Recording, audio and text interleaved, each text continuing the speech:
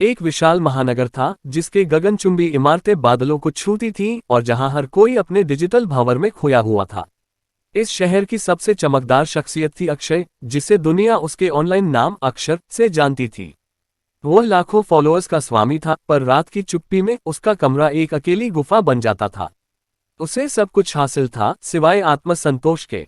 अक्षय ने जब 7 दिन का डिजिटल डिटॉक्स चैलेंज लिया तो उसे लगा जैसे उसके शरीर से प्राणशक्ति खींच ली गई हो।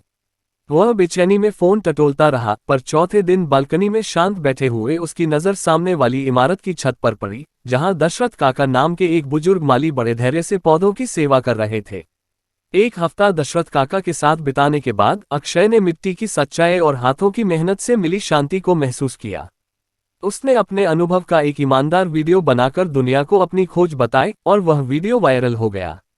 पर यहाँ आया कहानी का अकल्पनीय मोड़।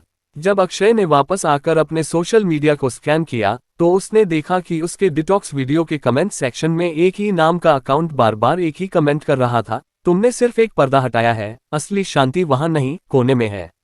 अकाउंट का नाम था @theobserver_0। अक्षय ने इस कमेंट को नजरअंदाज करना चाहा, पर बेचैनी बढ़ती गई। उसने दशरथ काका से इस बारे में पूछा, पर काका मुस्कुराए और बोले, मैं सिर्फ पौधों को देखता हूं। हालांकि जाते हुए अक्षय की नजर नर्सरी के एक पुराने भूला हुआ कोने में रखे एक लोहे के संदूक पर पड़ी। ये किसी पुराने माली का है, काका ने भावहीन होकर कहा, इसमें खाली बीज हैं, इसे छूना मत। अक्षय के दिमाग में @theobserver_0 का कमेंट गूंज रहा था और उसी रात वह नर्सरी पहुंचा। टॉर्च की रोशनी में उसने संदूक खोला। उसमें कोई बीज नहीं था। उसके अंदर एक पतली डायरी और एक अजीब सा छोटा उपकरण था जो दिखने में एक पुरानी घड़ी जैसा था।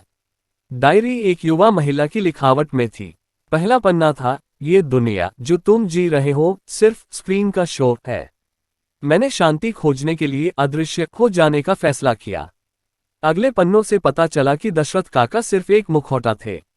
ये नर्सरी वास्तव में एक डिजिटल डिटॉक्स कम्युनिटी का गुपचुप प्रवेश द्वार थी।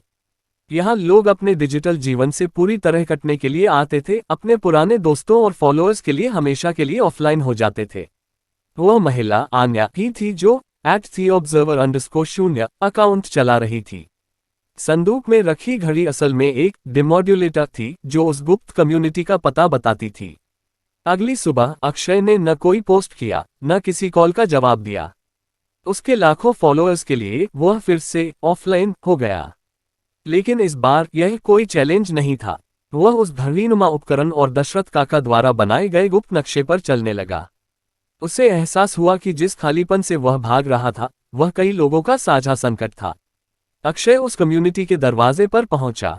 उसने दरवाजा खटखटाया। वहां कोई फोन नहीं था, कोई कैमरा नहीं था, सिर्फ वास्तविक लोग और अनकही शांति थी।